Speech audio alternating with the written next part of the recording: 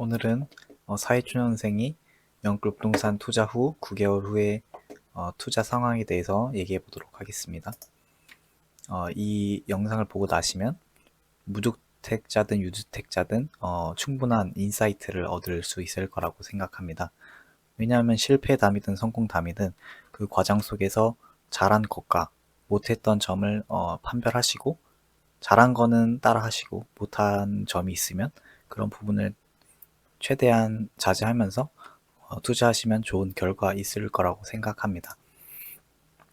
목차로는 부동산 투자 상황, 그 다음에 손익 계산, 그 다음에 후회하는 것들 순으로 얘기해 보도록 하겠습니다. 현재 부동산 투자 상황으로는 서울 역세권 소형 아파트 한 채를 매매하였고요. 매매가는 4억 4,600만원, 그리고 대출금은 3억 4,600만원입니다. 그러니까 갭이 1억이죠. 그리고 대출은 특례보금자리론 체증식 40년으로 대출 받았습니다. 그리고 보증금 월세는 2천에 95만원 월세 주고 있습니다. 그러면은 손익계산은 월 대출 상환액이 마이너스 132만원이고 월세로 받는 금액이 95만원입니다. 그렇다면 월 손익이 마이너스 37만원이죠. 그죠? 그러면 이 손해 나는 거를 왜 했을까요? 지금 바보가 아니겠죠. 그러나 이 장특공이라 해서 장기주택 저당 차입금 이자 상환액 소득 공제라고 있습니다. 1주택자고 그다음에 세대 주면 이 소득 공제를 해주는 게 있습니다. 대출 상환액에 대해서. 그렇기 때문에 제가 작년 23년도 원천 징수가 9,425만원이었거든요. 그럼 저는 어디에 해당하죠? 바로 여기에 해당하죠. 그래서 원래라면 35%를 내야 하는데 공제를 세금을 말이죠. 근데 주담대 소득 공제를 받으면 거의 449만원 연 세금 절감 효과가 나타납니다. 자세히 설명드리면 원래 제가 집을 안 샀다면 주담대 소득 공제가 안 되므로 제 원천 징수였던 9,425만원에서 35%를 세금으로 이렇게 내고, 그 다음에 누진, 제가 9,000이니까 요 사이지 않습니까? 그럼 누진 공제를 빼줘야 됩니다. 그럼 빼주면 공제를 안 받으면 원래 세금을 1,809만원을 내야 하는데, 제가 주담대 소득 공제를 받음으로써 원천징수 세액이 낮아졌고, 그로 인해서 소득 세율이 10% 이상 감면이 됩니다. 떨어지게 되면서 원래는 1,809만원을 내야 했던 세금이 1,360만원으로 떨어지게 됩니다. 그렇다면 저는 연으로 했을 때는 449만원 절감 효과가 있고, 월로 하면은 37만원 세금 절감 효과가 있죠. 따라서 원래라면은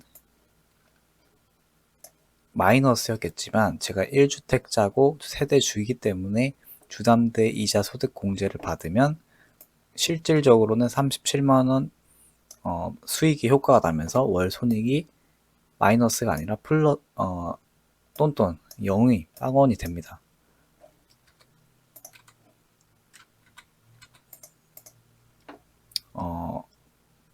그리고 후회하는 것들에 대해서 말씀드리자면, 우선 아파트는 무조건 시세 차익 투자로만 하셔야 되고, 그러니까 수익형 투자 같은 경우에는 뭐 빌라, 오피스텔, 상가가 있겠죠.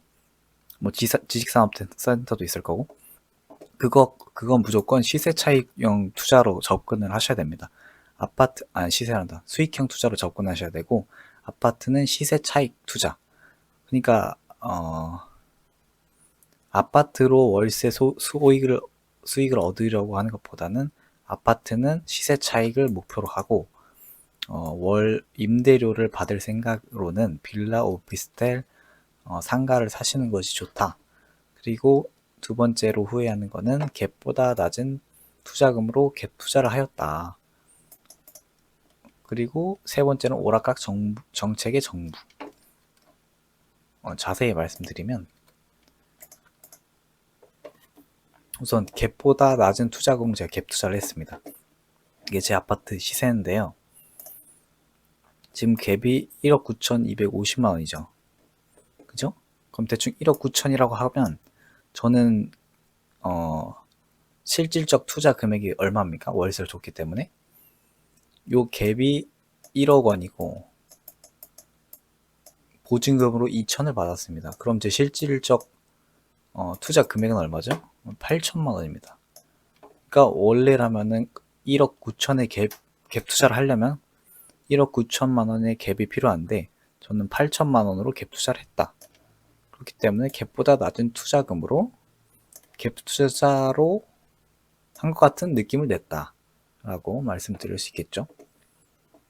물론 근데 지금 상황으로는 갭 낀 물건을 사면은 더 싸게 살 수 있습니다. 왜냐면 역전세 때문에 집주인이 못 돌려주기 때문에죠, 보증금을. 그렇기 때문에 제 방식으로 하면 근데 역전세난 물건이 아니기 때문에 비싸게 사죠. 그러니까 싸게 살 목적으로는 별로 좋지 않으나 투자금만 낮은 투자금만을 생각하면은 좋은 투자 방법이다 라고 볼 수 있죠. 그리고 마지막으로 짜증나는 거는 이제 정부의 오래가락한 정책이 있었습니다. 제가 요 8월 달에 집을 매매하였는데요. 근데 23년 작년 1월부터 특례 보금자리론이 나왔습니다. 이게 왜 그렇냐? 1월 달에 언제입니까? 1월 달에 대충 이때란 말이죠. 지금 보세요. 1월 달이면 이건 이게 0입니다. 그러면 여기 있으면 뭡니까? 마이너스죠. 여기 있으면 플러스고, 그죠? 그러니까 최저점일 때, 그러니까 제일 많이 떨어질 때 특례 보금자리론을 출시를 했는데, 그러면은 어떻습니까? 뭐야?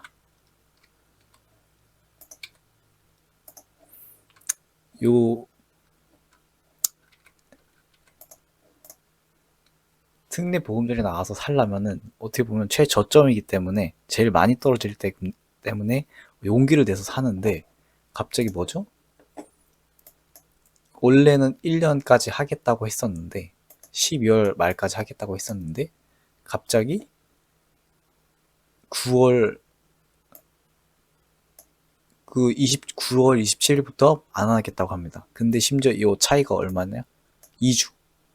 집을 살 때 2주 만에 집을 계약을 하고 잔금까지 칩니까?